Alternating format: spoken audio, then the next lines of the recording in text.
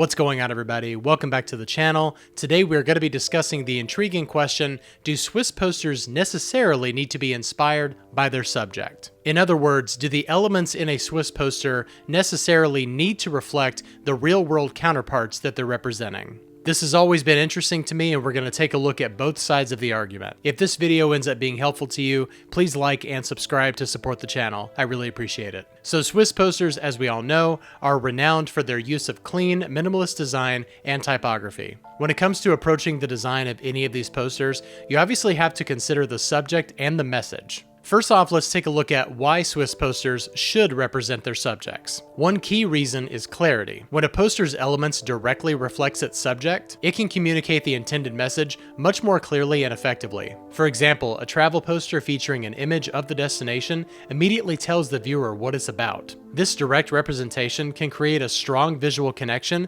and make the information more memorable. Another reason is relevance. When design elements align with the subjects, they can enhance the viewer's understanding and appreciation. A poster for a music festival that utilizes music notes and instruments not only looks aesthetically pleasing, but it also reinforces the theme and it makes it much more relatable. And then there's the aspect of expectation. Audiences are going to expect a certain level of visual representation. If they see a poster for a festival that's centered around food, they're obviously going to expect elements on the poster that are representative of food. Meeting these expectations will make the design feel a lot more intuitive and approachable. However, on the flip side, there's a group that says that they don't have to be representative of their subjects. One of the core aspects of Swiss design is abstraction and minimalism. By not directly representing the subject, designers can focus on creating a unique visual language that communicates the essence rather than the literal depiction. Abstraction allows for a lot more creative freedom. For example, a poster of an art exhibit doesn't necessarily have to show art from the exhibit. It can use shapes, colors, and typography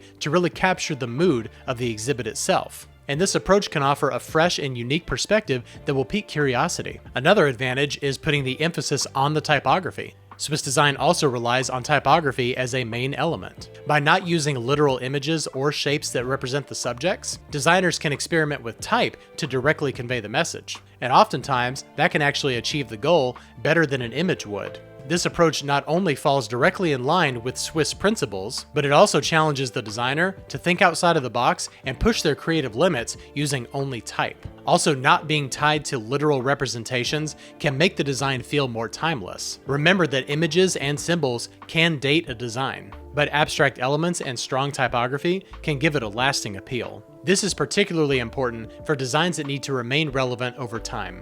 A great example is a design that can be adapted for future use down the road. So where does this actually lead us? Is it better to do it or better to not do it? Well, I really do think that it comes down to a healthy balance for most of us that are involved. Obviously, it's going to depend on what you're doing as a designer. Are your clients and their messages going to allow for this kind of adaptability? Are your clients and their core messages going to allow for your creative freedom? Or are you going to be locked into a branding guide? Another key aspect to consider is the audience. So I really do think that it comes down to the individual poster itself. There have been times where the poster I've created has borderline gone outside of Swiss design and into minimalist territory, where the shapes and elements themselves are directly representative of what I'm communicating. So that being said, let me give you some practical tips as you move forward. The first one is understanding the essence. Before you start designing, understand the core message of what you're trying to communicate with your poster. This will help you guide all of your design choices and help you to figure out what should be included and what shouldn't.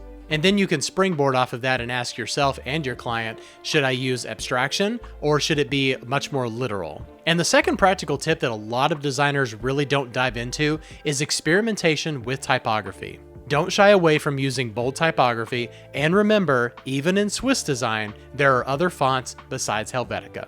Play with different typefaces and sizes, rotate things differently, twist things, do crazy things that you've never done before. Try to combine different letters together to make up other words. This Pearl Jam poster is one of my favorites. I love how simply doing a rotation makes that A part of Pearl and Jam. And also, when it comes to playing with typography, take your time. A lot of people will look at Swiss design posters and think that it didn't take long to make. When you experiment more and do things that are outside of what you normally do, that's when you'll see a great amount of growth. So make sure that you play around with different fonts, sizes, and arrangements. The third tip is use abstract elements wisely. If you're going to go the abstract route, make sure that you incorporate abstract shapes, lines, and colors to evoke the subject without being literal. This can really add a layer of sophistication to your design. And the next practical tip applies to all Swiss posters, and that is balance is key. And this is really discussing your posters overall, not individually. But try to find a balance between literal and abstract elements. You can use subtle hints of the subject within a clean minimalist framework.